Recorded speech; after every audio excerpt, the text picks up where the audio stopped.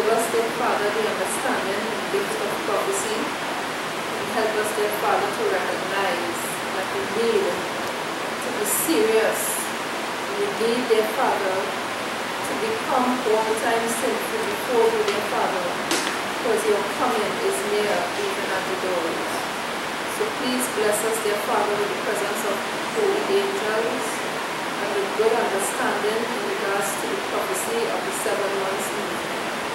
These things, dear Lord, we ask in Jesus' holy and precious name we pray. Okay, so this is the 7 months movement, right? The 7 months movement. It takes place between April of 1844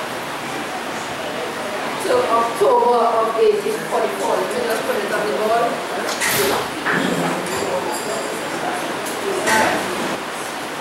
So what you're looking at, right, is 7 months.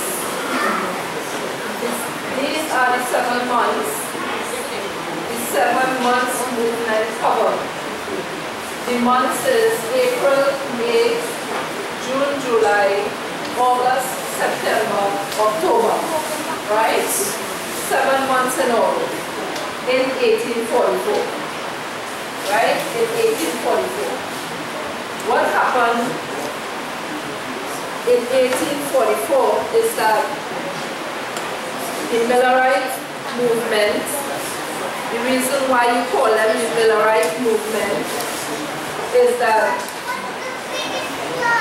a preacher, a pastor by the name of William Miller started to preach about the coming of Christ and the investigative judgment. Right?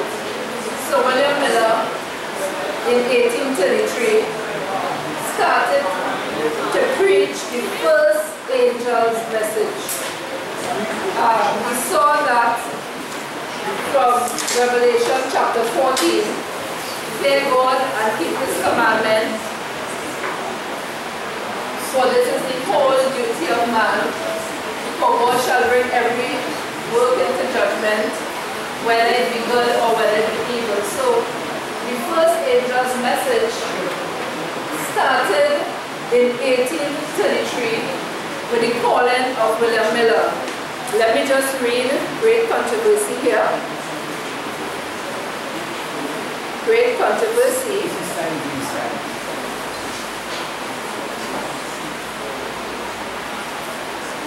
And we are going to read about William Miller. Now this chapter is a great reformer, right? This chapter is a great reformer, and it speaks a lot about what we are discussing here, right? It says here, in 1833, Miller received a license to preach from the Baptist Church, of which he was a member. A large number of the ministers of his denomination also approved his work, and it was with their formal sanction that he continued his labors.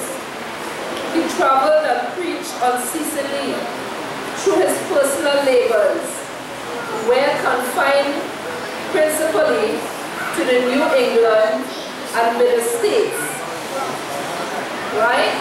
So, it says here, in 1833, 2 years after Miller began to present in public the evidences of Christ's soon coming, the last of the signs appeared, which were promised by the Savior as token of his second coming. And it goes on to show different things, right? This prophecy received a striking and impressive fulfillment in in the great meteoric shower of November the 13th, 1833. So it had a meteor shower in 1833. This was the most extensive and wonderful display of falling stars which has ever been recorded.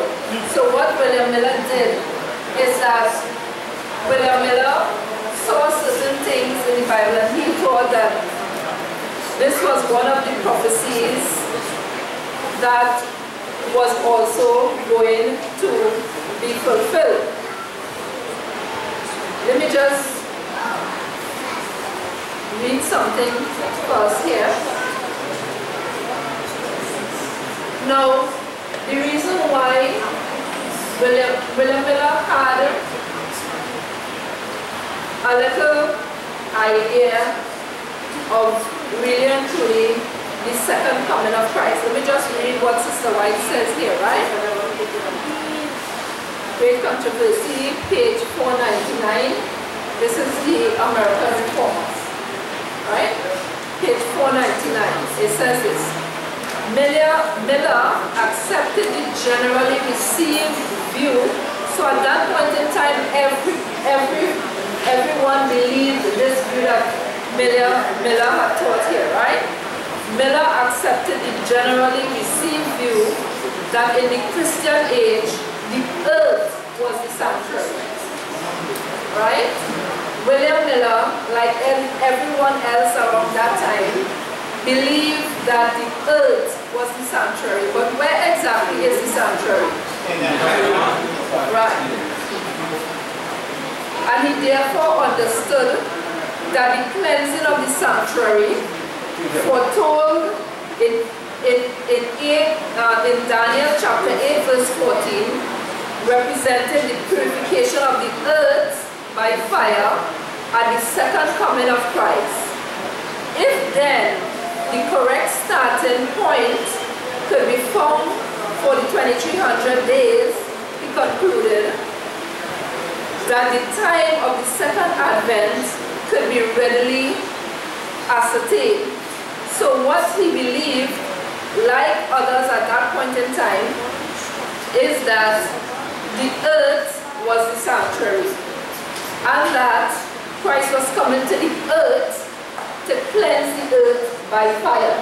This is what William Miller believed, right? So when William Miller started his ministry in 1833, right, this is the idea that he had, that the earth was the sanctuary, that Christ was coming to the earth to cleanse the earth by fire, right? So in 1833, William Miller started, in 1833, William Miller started to preach this message. Now we had a study here where some were saying it's 1843, 1844, but it's since 1833, right?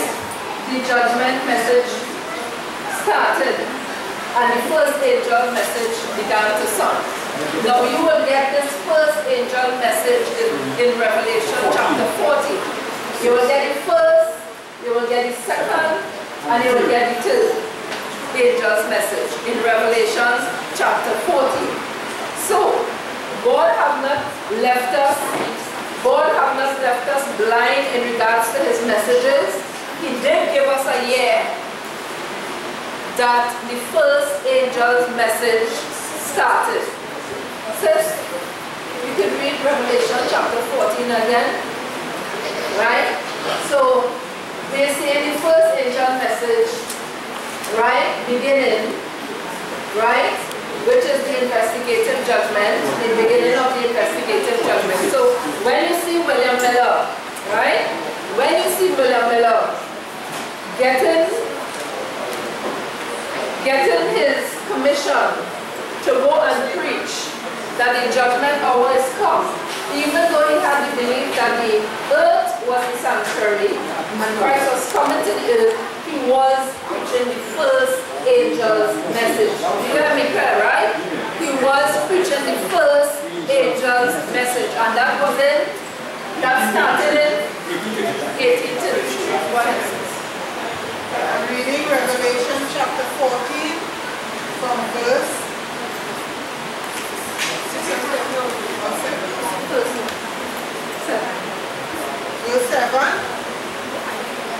It says, "Sing with a loud voice, fear God, and give glory to him, for the hour of his judgment is come, and worship him that made heaven and earth, the sea, and the fountains of water." Amen. So here we see the first angel message beginning to song. Sister, you can read verse 6 to me. I just have to point out something in verse 6. Verse 6 says, Revelation 14, "And I saw another angel fly in the midst of heaven." Well, we know it's not literal angels, because angel is not coming on the earth and flying in heaven and giving a message that the judgment hour is coming, right? We know it's people that is giving that message, right? Go ahead. "Saying with a loud voice," "And I saw another angel fly in the midst of heaven, having the everlasting gospel." What did he have? The everlasting gospel. What did he have? The everlasting gospel. What is the everlasting gospel? Just leave out the every tongue and kindred. Go to verse 7 and read the everlasting gospel. "Fear God, and give glory to him, for the hour of his judgment is come, and worship him that made heaven and earth, the sea, and the fountains of water." Amen. So you see what William Miller was preaching. William Miller was preaching the gospel, the everlasting gospel. Fear God, for the hour of his judgment is come. Give glory to him, for the hour of his judgment is come. So when William Miller started in 1833, he started to preach the first angel's message. What happened is that, as we said, the 2300 days prophecy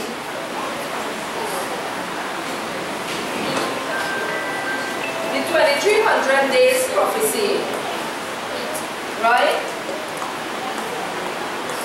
started from what year?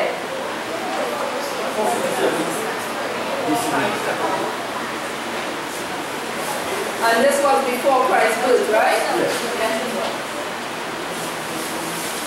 And it ended in when? Huh? What year did it end? Only here, you know, two persons. What year did it end? Did it end in 1798? What happened in 1798?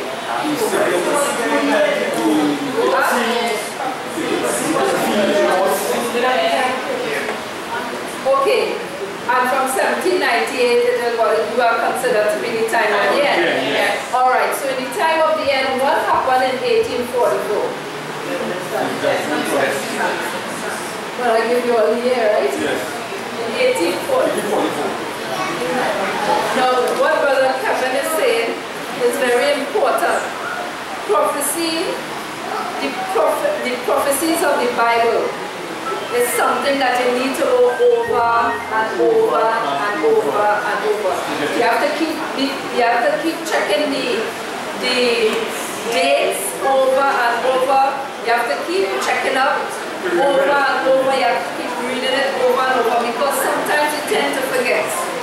Right? You tend to forget. So William Miller started 1833, and he started to preach that his judgment hour of the Lord is come. And he started to preach that Christ was coming to the earth instead of leaving from the first apartment where he went when he ascended and going to the second apartment. He was teaching that Christ was coming to the earth instead. But William Miller was a skeptic, and he was a person that didn't believe in God. So when he first started to preach in 1833, he started to preach the nominal doctrine that everyone believed at that point in time. That the earth was the sanctuary, and Christ was coming to the earth to cleanse the earth by fire. How much time I said it? More than once, more than twice, right? So go it over.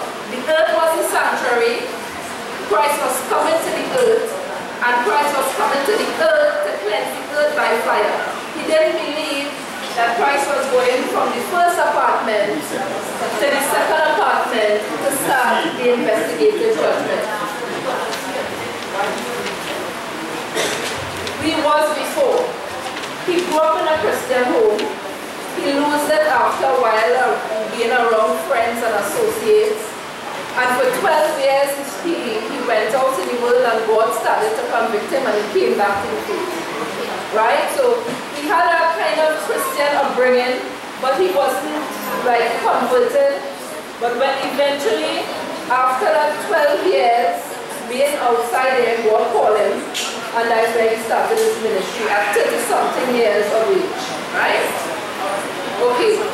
So, as we said, 4, 5, 7, the same chapter, brother, the same chapter, it says, in 4, 5, 7, it says, the decree of Artaxerxes went into effect in the autumn of 457 before Christ's birth. From this date, right, extended to the autumn of AD 27 when Christ came, right? So the point we are taking from here is that the decree of Artaxerxes went into effect in the autumn of 457. Now, if we go back to 1844, the autumn would be October. That is where all the leaves fall before the leaves fall out in autumn, before winter, right? Yes. Right? Right. The leaves fell off in autumn before winter. Yes. So if the going forth of the commandments, and this we will study this, right? If the commandment in 457 by King Cyrus of the Medes and the Persians, he told Ezra and Nehemiah to go up and rebuild back the city. Remember, Babylon took them over captive. Did Babylon take Israel captive? Yes. Was Daniel part of the captivity? Yes. Was Ezekiel part of the captivity?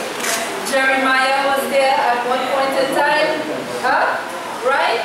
So in 457, the decree was given by Cyrus for the Jews to go back and rebuild back their city.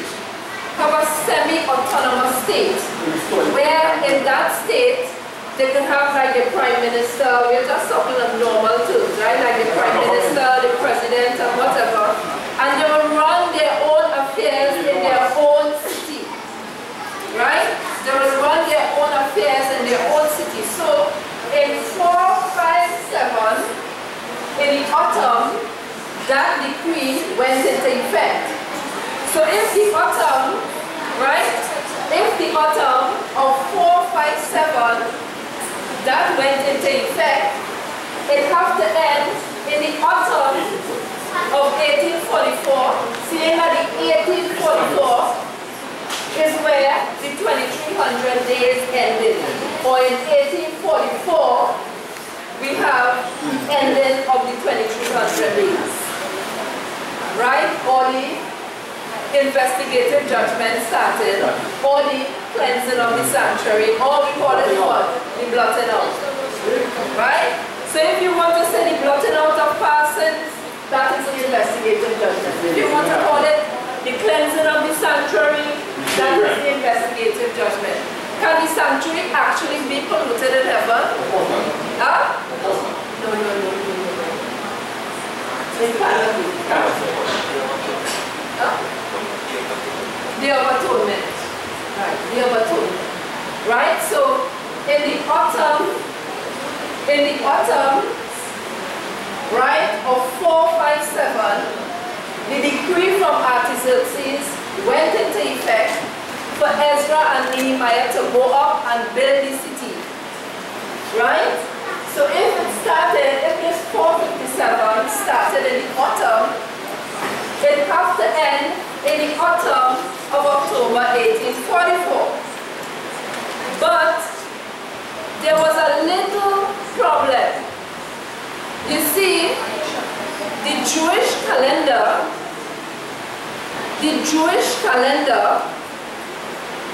starts in the month March, April, right? March, April.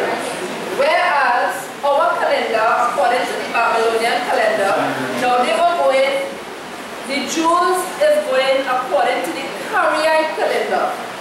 We are going according to the Babylonian calendar, right? So the Jews, obviously, their year would start March, April, right? Our year would start January, February, right? Right. So if this April here, right? If we were supposed to say, well, that is where Christ will be coming to the earth. Remember, they believed that the sanctuary was the earth, right? If they believed that Christ was coming to the earth, according to their calendar, according to the Babylonian calendar, obviously it would have been April, May, right? April, May. But the investigative judgment started in the 7th month. The 7th Jewish month. Remember, we have the feast that happened March, April, right? March, April, right? Which is the month of Nisan, the first Jewish month of the year. We have the Passover, we have the Feast of Unleavened Bread, and we have the resurrection. That didn't happen in October. So when they said that Christ was coming in April, May, it can't be, because the month of October is in the 7th month. According to the Jewish calendar, this would be the first month instead of the 7th. You all understand, right? Alright. So if they said in 1844 Christ was to come, right? They would think is the year 1844, April, May, instead of October 1844. Right? October, November. You all understand, right? Brother Medina, just give us the overlay of the year then first. The year. April, May, October, November.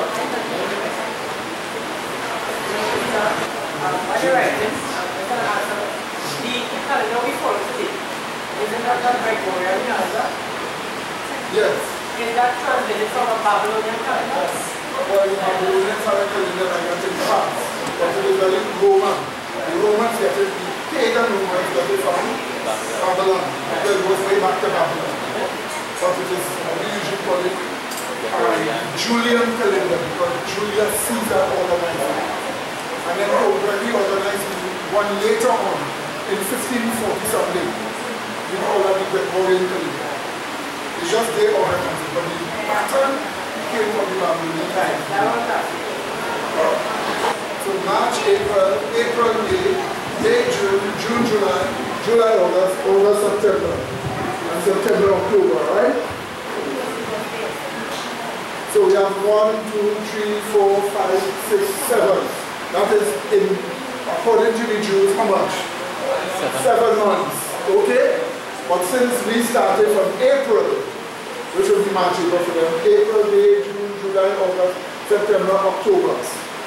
About October the 22nd, the day of October. So this is the Jewish calculation up here, and this is our calculation, but the Jews give it their name. Okay? Give it their name. Alright? So this is the 7 months. So one more thing too.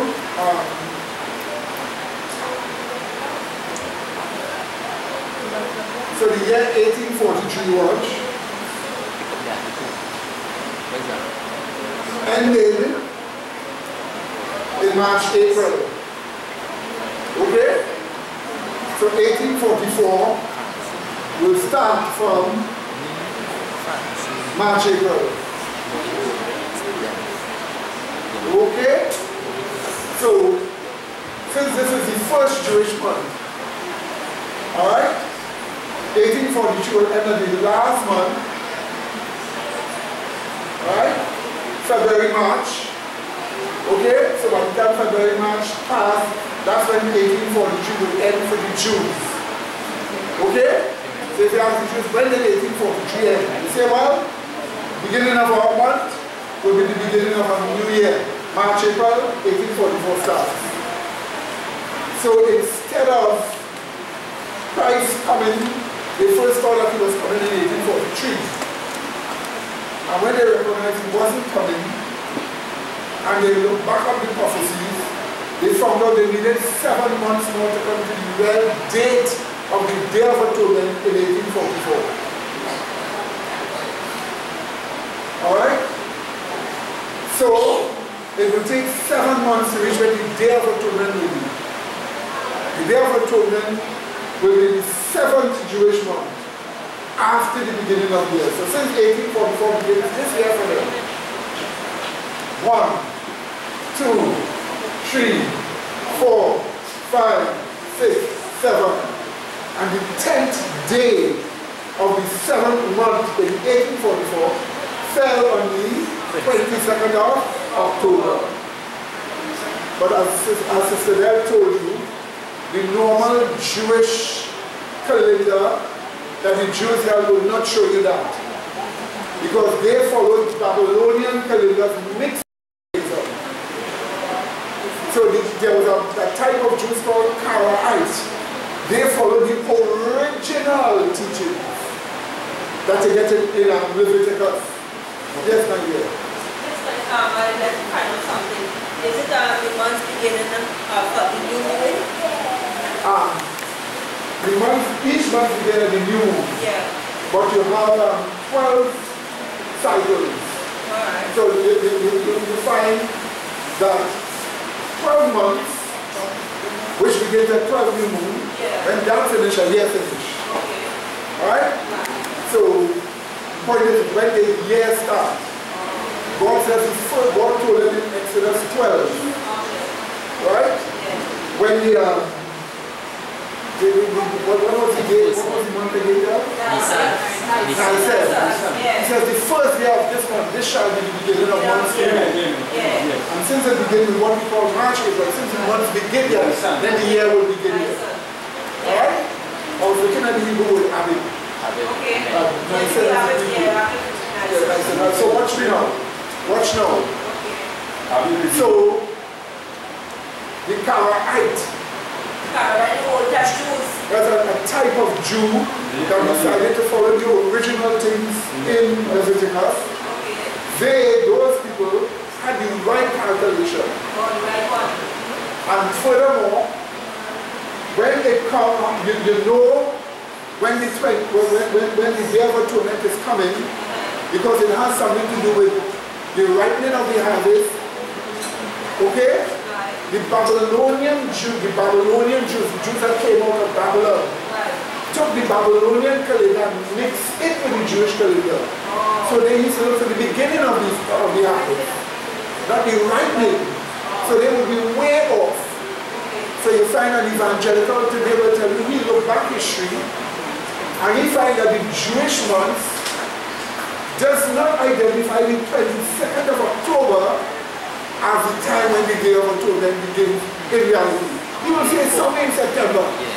His mistake, he is following the Jewish calendar corrupted by the Babylonian, using the beginning of the harvest and not the ending of the harvest. That's why they are wrong.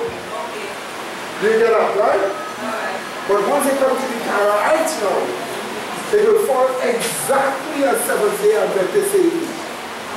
And this is the reason why it's not just because a Jew say it is true, because Jews lie to you quite often.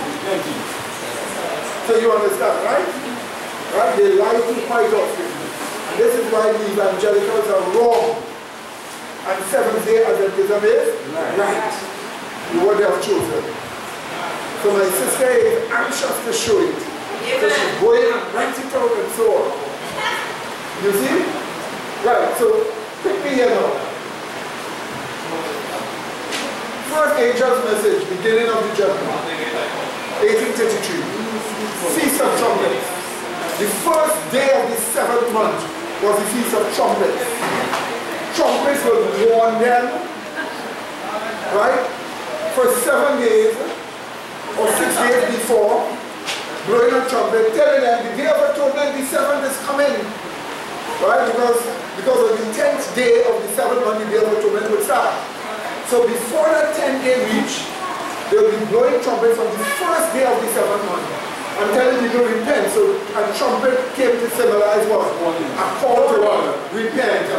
Blow the trumpet in Zion and lift up the voice like a trumpet and show my people their sins.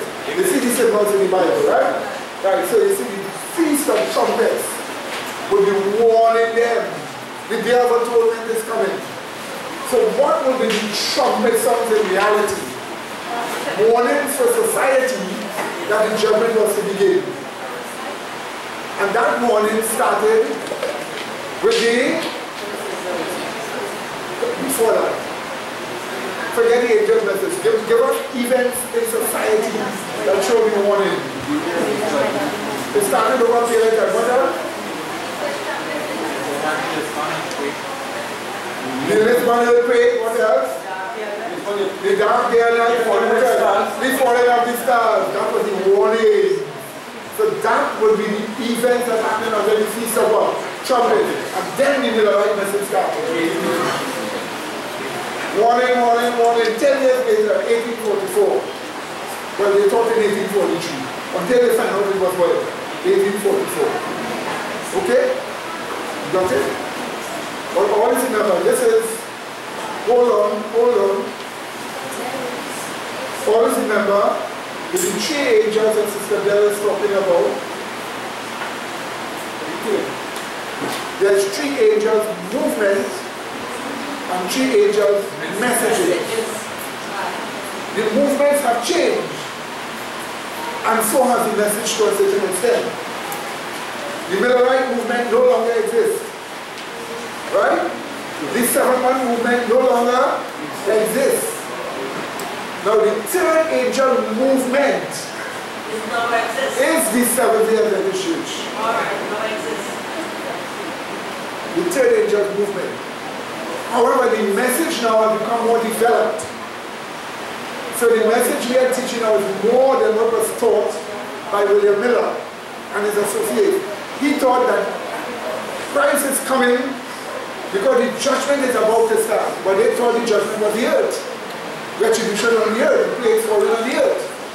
So they tell you Christ coming, judgment start. Yes, Christ was soon to come. Yes, judgment was to start. But it wasn't the plagues. It was the investigative judgment.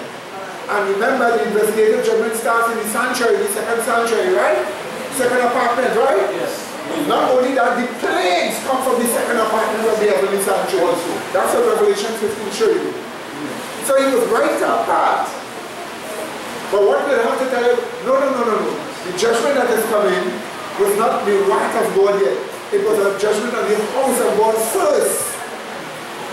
Remember, judgment must begin at the what? The house of God first. That is the one that was coming.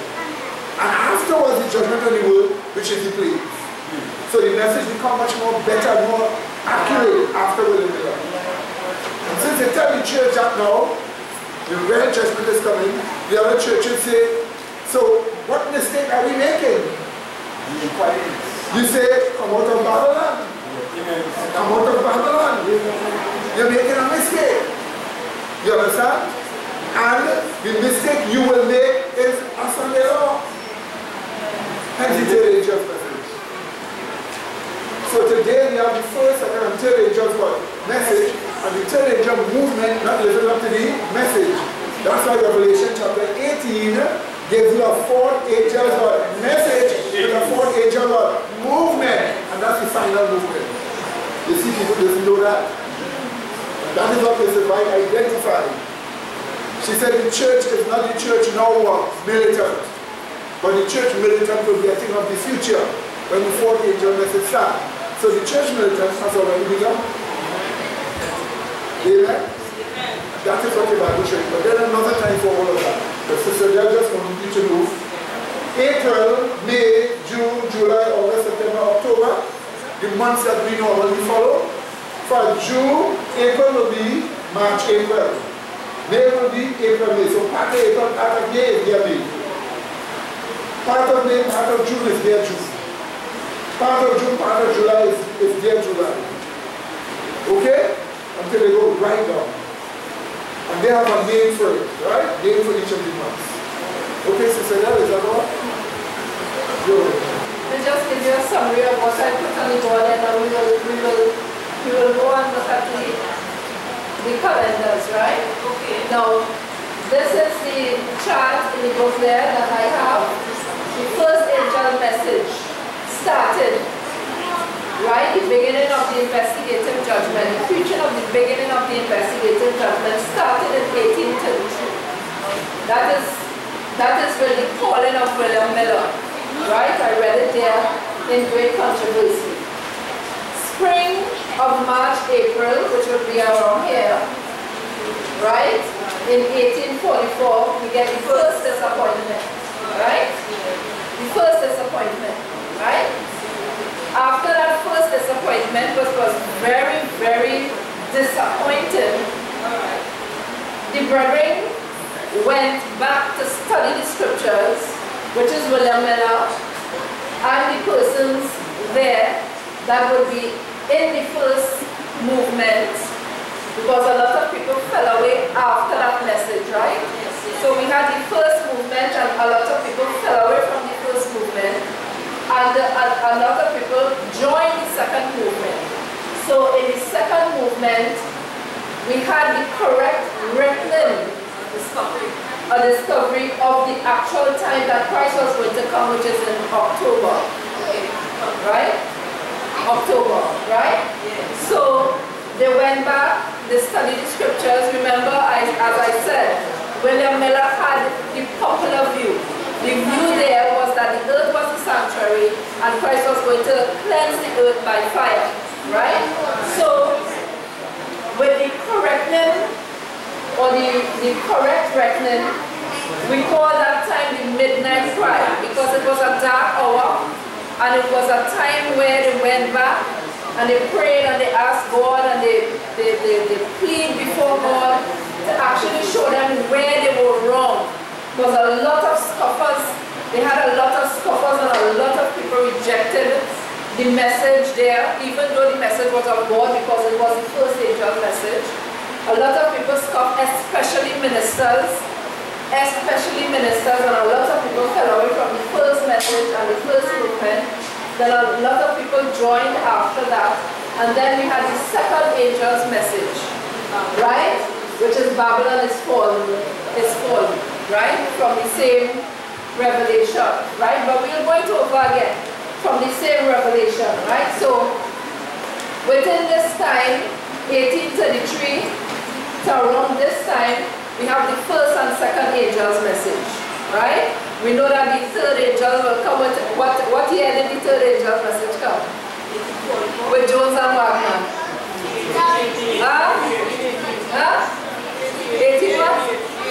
1818, right?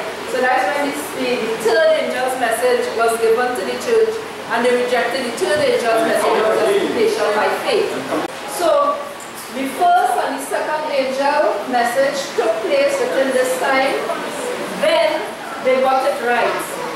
October the 22nd, 1844. He wasn't coming to the earth, but he was going to the second apartment of the heavenly sanctuary. Right?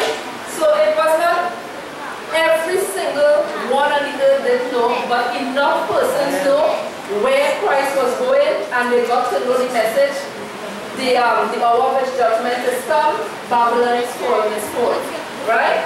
So, the beginning of the investigative judgment, the ending of the angel's message, and the fall of Babylon ended in 1844. That message. Now when I'm talking about ending, I mean they have to end it because we still have to preach Babylon is fallen. And there's a lot of religion that has Babylon fallen. And there's a lot of people that we have to fall out of Babylon and become converted. Those that are under the conviction of the Holy Spirit in Babylon, and they want something, they want a deeper experience, they want to be justified, they want to be sin-free. When you and I want to preach this message of justification by faith, they will come out, right? And they will get a time to sanctify themselves and prepare themselves and get all-time sin-freeness by God's grace, right? So, the beginning of the investigative judgment, with the ending of the first and second angel's message, the fall of Babylon, all of that, the first and second, the movement ended there around the time 1844. Now, the disappointment, with all the disappointment, the first disappointment, people left, people came.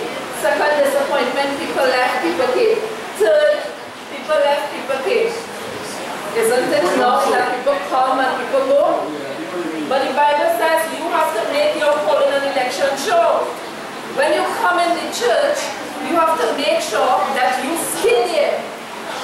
And you have to make your personal experience with Christ, Bible study, prayer, missionary work, meditation, dealing with yourself, personally dealing with yourself, that you will continue even until the end, until Christ comes by God's grace. Because Ellen White says that she saw a lot of people going on the road, and she saw a lot of people fell on the wayside.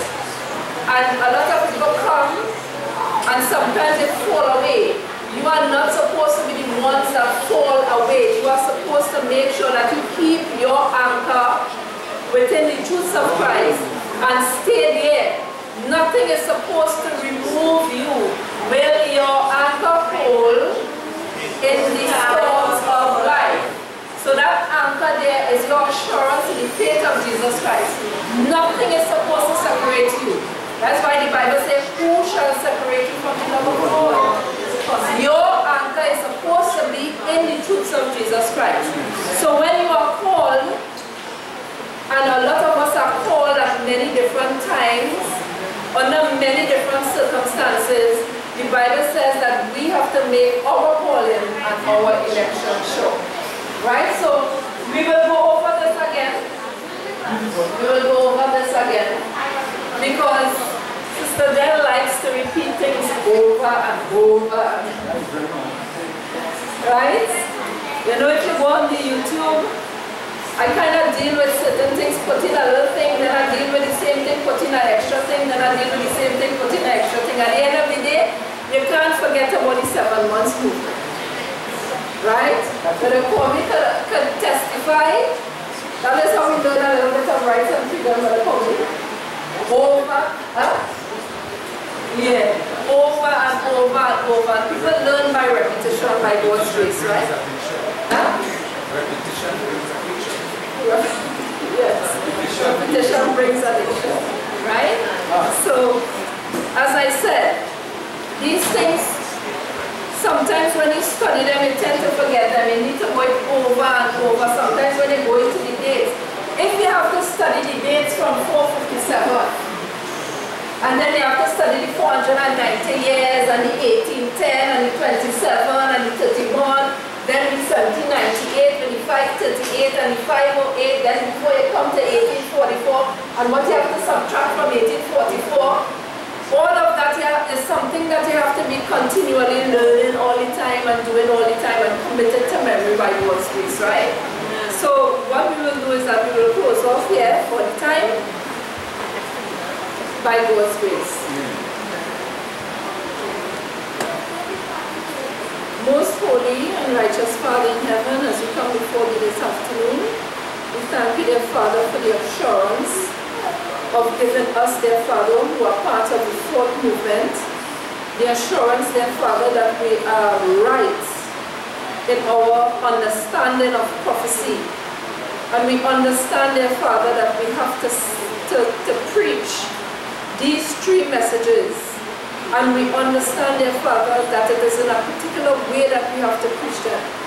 We thank you, dear Father, for giving also the assurance that 1844 started the investigative judgment on the house of God.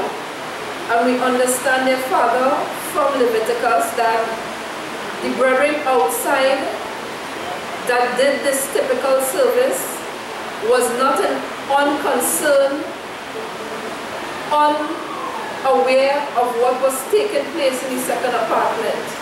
But they were in agony of soul, they were afflicting their soul, and they were dealing with themselves by God's grace. They were repenting of their sins.